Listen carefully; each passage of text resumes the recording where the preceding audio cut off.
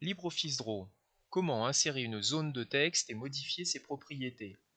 On va parler ici de la police, de la taille, des effets, de la bordure de cette zone de texte, enfin des bordures que l'on peut rajouter sur la zone de texte, de la rotation de cette zone de texte et de son déplacement. Revenons sur notre page. Nous allons sélectionner, donc cliquer sur l'outil insérer une zone de texte. On fait un premier clic à l'endroit où on veut à peu près mettre notre zone de texte et on étend en diagonale en bougeant la souris vers le bas. On sélectionne, on saisit pardon, notre texte. Donc je vais écrire technologie. Voilà. La zone de texte a disparu, pour la faire réapparaître, il suffit de cliquer sur le mot technologie. Donc là maintenant je vais modifier les propriétés du texte, donc là pas grand chose de nouveau. Alors toujours pareil, si vous avez le volet qui est fermé, n'oubliez pas de le déplier en cliquant sur le petit bouton, et tous les paramétrages donc vont se faire avec le bouton ici propriétés. Donc on sélectionne le texte.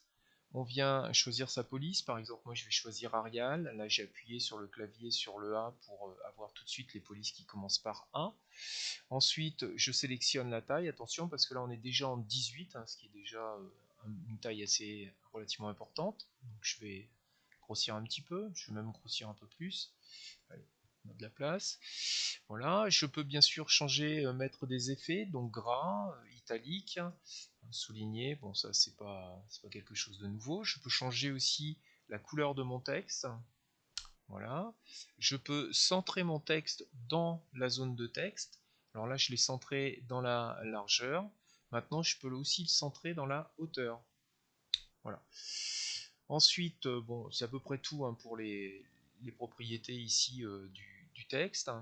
Maintenant, je vais agir sur le cadre, c'est-à-dire ce qui entoure mon texte. Parfois, on n'a pas besoin d'avoir un cadre aussi grand, une zone de texte aussi grande, il suffit tout simplement de la rétrécir, comme ceci, pour que le texte soit plus adapté à la zone. Je peux maintenant ici aussi rajouter des bordures. Donc tout simplement je descends ici dans mes propriétés, je viens développer si c'est pas développé ligne. Voilà. Là pour le moment on peut voir qu'il n'y a aucune ligne autour de ma zone de texte. Donc là si j'ai envie de mettre une ligne continue, je viens cliquer ici. Toujours pareil, j'ai la possibilité de choisir l'épaisseur du trait, la largeur de ma bordure. Et puis toujours pareil, je peux aussi choisir la couleur. Donc je vais prendre, allez, on va prendre une couleur bleue comme ça. Voilà. Donc là, on vient vraiment de modifier à la fois notre texte. On a rajouté une bordure sur la zone de texte. Maintenant, nous allons pouvoir orienter cette zone de texte.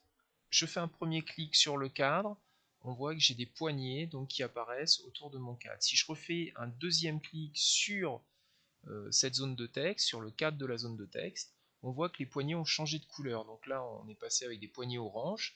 Il me suffit donc de prendre un coin, par exemple, et d'orienter mon texte, ma zone, pour lui donner l'angle voulu.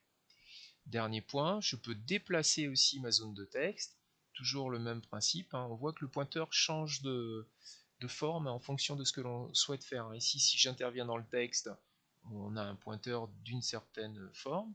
Si je m'approche de la zone de texte, ici, c'est-à-dire de la bordure, on voit ici qu'on a une autre forme de pointeur. Donc c'est bien celle-là qui va nous servir à déplacer la zone de texte.